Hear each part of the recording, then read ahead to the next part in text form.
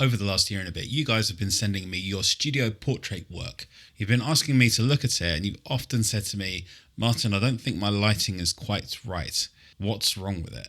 And over time, I've seen the same problems come up again and again and again, and I thought it's time to make a video about it. I really hope that you guys will find this video useful. And if you want to find out more about my studio photography work, I suggest you sign up for the newsletter in the description down below, where you'll get lots of exclusive offers and discounts. One of the most common problems I see people making is they don't start off with a blank exposure. What I mean by this is that if you're in a room, there's ambient light, right?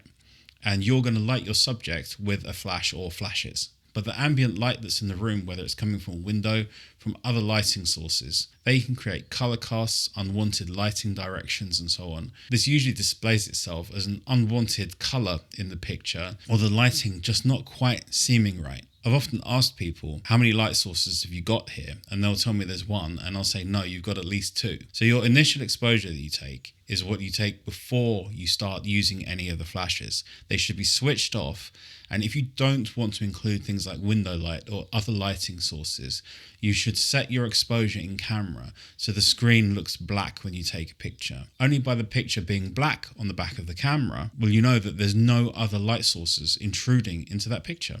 So how do we do this? So we make sure that our flashes are off, and then we think about what kind of aperture we might want to use. Normally we're going to be at our lowest ISO anyway, and we'll set an appropriate shutter speed, usually something around the sync speed. For most cameras, that's usually 200th of a second or 250th of a second, something around that. And maybe we set our aperture to f4 or 5.6 or f8, depending on the kind of look that we want to create. So here's the thing, I often see people that want to shoot a slightly shallower depth of field, shooting at apertures like f4 or f2.8, and they're letting in that ambient light at these wider apertures. And the way to get around this is that you then have to decide two things. One, I'm either going to shoot at a smaller aperture, or two, I'm going to reduce the amount of ambient light coming into the room. That might mean you have to block up some of the windows. It might mean that you have to switch room lights off.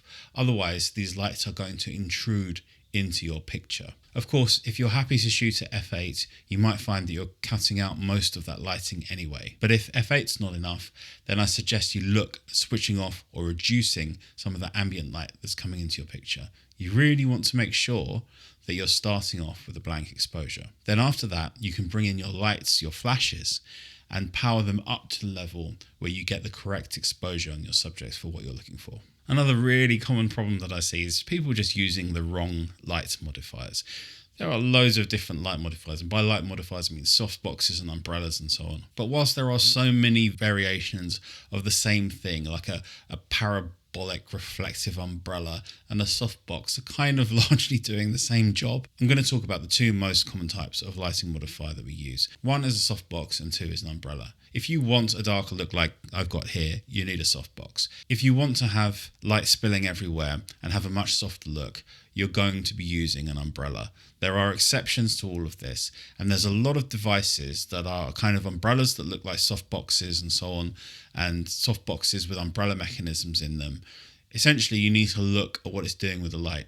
If the front of it is flat and the light is being directed, then you've really got a softbox. If the front of it is curved, then you've got an umbrella. They're going to give you different looks. Again, I would say there are exceptions. When you're talking about 7-foot softboxes, you're going to get soft directional light that's going to cover a large area, obviously. The next problem that I see quite often is lighting direction.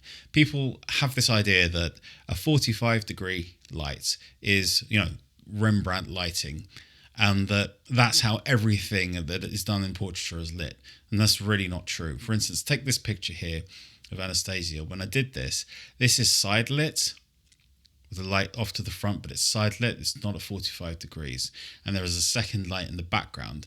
And the two lights are different color temperatures. You can see this by looking at it, but the difference this makes when we have the light to the side. So I mean, it's side lit like this, right? It's not like 45 degrees like that.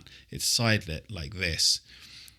When something's side lit, the light is going past the subject. It's not lighting the background. And that's one of the ways you can keep some of the light off the background.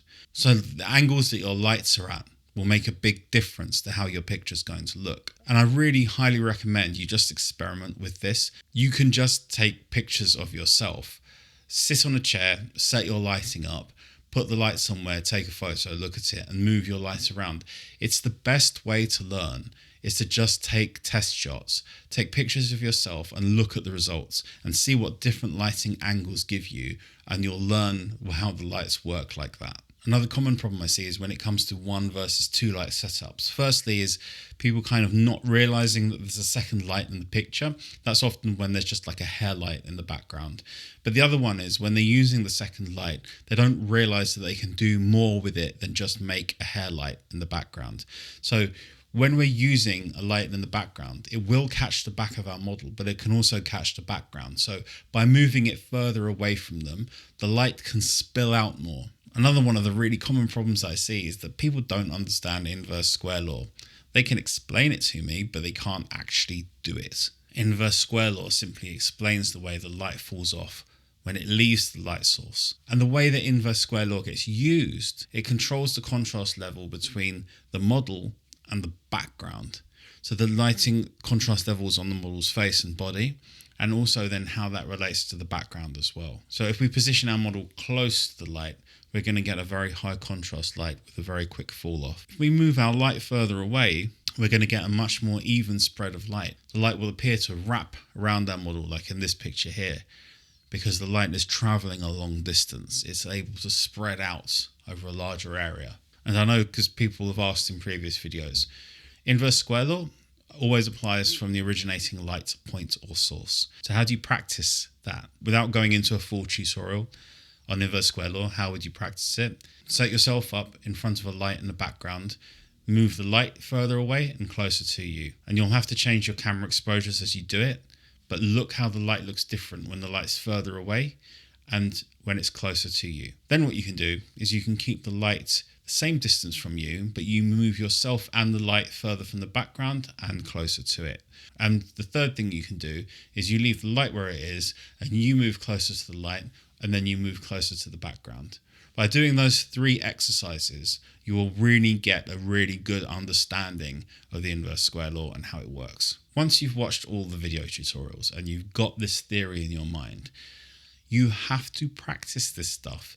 It will not sink in until you do it. You can't learn to swim from a book, okay? At some point, you have to jump into the water. But the thing with photography that I just don't see happening much anymore, especially with portrait photography, is people just don't practice on themselves anymore. And I don't understand why. You do not have to hire a model or have a model to pose for you to work out and practice your lighting setups. You can do that yourself.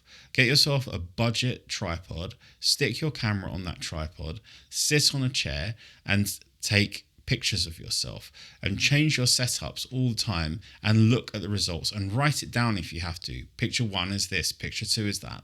And you can look at it afterwards and see what you got. Then repeat it and repeat it and repeat it until you understand it. This is what I did when I was learning photography.